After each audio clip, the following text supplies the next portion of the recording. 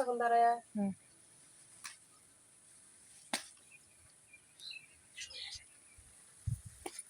দর্শক শ্রোতা বন্ধুরা, আমার হাতে যে পান পাতার মতো গাছটি দেখতেছেন, এই গাছটি কিন্তু জন্ডিসের জন্য অনেক উপকারী গাছ।